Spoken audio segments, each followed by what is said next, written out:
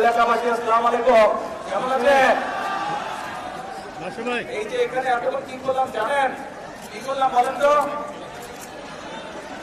আপনাদের বগুড়াবাসী, বিশেষ করে বগুড়া শহরে মানুষের বহুদিনের একটি আশা ছিল, বহুদিনের একটি প্রত্যাশা ছিল যে বগুড়া শহরটি একটি সিটি কর্পোরেশন হবে। আমরা 2001 সাল থেকে একটি কাজ শুরু করছিলাম। নর্মালি সিটি কর্পোরেশনের যে সকল সুযোগ সুবিধা থাকে আপনারা দেখেছেন 2001 থেকে 2006 সাল পর্যন্ত আমরা ধীরে ধীরে সেইগুলো ম্যাক্সিমাম বেশিরভাগ যেগুলো সুযোগ সুবিধা থাকে একটি সিটি কর্পোরেশন হলে সেই সুযোগ সুবিধা আমরা গড়ে তুলেছিলাম। এখনো কিছু কাজ বাকি আছে, তবে আমরা এটি আজকে আনুষ্ঠানিকভাবে ইনশাআল্লাহ সিটি কর্পোরেশন হিসাবে আমরা আনুষ্ঠানিক যাত্রা আজকে শুরু হলো বগুড়া শহরে। আপনারা যারা বগুড়া শহরের অধিবাসী আপনারা খুশি? আরে শুনতে পাই না, জোরে বলেন খুশি? আসলে মনে থেকে খুশি লাগে, কিন্তু একটা ব্যাপার আছে, একটা না দুইটা ব্যাপার আছে। ব্যাপার হচ্ছে নিজের শহরকে কিন্তু নিজে পরিষ্কার রাখতে হবে।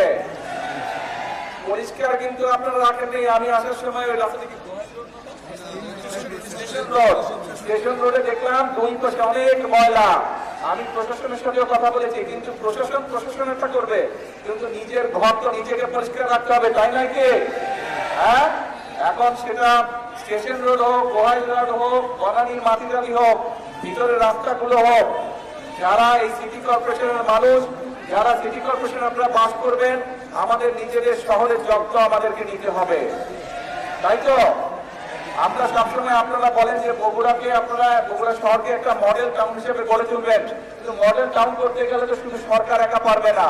এলাকার মানুষ, শহরের মানুষ যদি চেষ্টা না করে, শহরের মানুষ যদি একসাথে কাজ না করে, তাহলে তো সম্ভব না রে ভাই। আপনারা এখানে অনেকে ছোট ছিলেন, দেখেন নাই, আর বড় হয়েছেন, কিন্তু মুরব্বী যারা আছে তাদেরকে জিজ্ঞেস করবেন 1 থেকে 6 পর্যন্ত আমরা কিভাবে মোটামুটি ভাবে শহরে বহু কাজ করেছিলাম। সেই পানি আটকে যেত, সেইগুলোর কাছ থেকে শুরু করে, ড্রেনের কাছ থেকে শুরু করে, বিভিন্ন রাস্তাঘাটের কাছ থেকে শুরু করে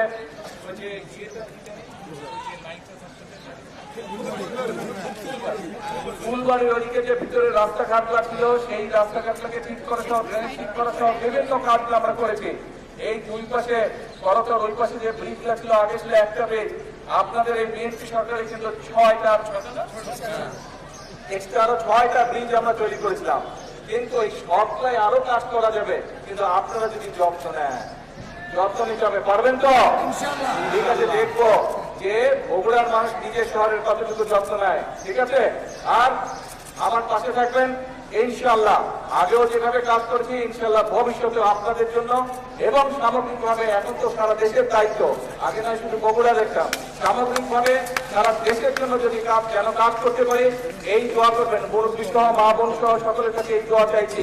আমি বগুড়ার সন্তান, আপনাদের সন্তান, যদি সারা দেশের মানুষ আর দায়িত্ব দিয়েছে, সারা দেশের মানুষকে যাতে বগুড়ার মানুষের মতন খুশি করতে পারি, তাদের সমস্যাগুলোকে কম বেশি সমাধান করতে পারে, সেই দোয়াকে আমার বক্তব্য শেষ করছি। আল্লাহ হাফেজ, আসসালামু আলাইকুম।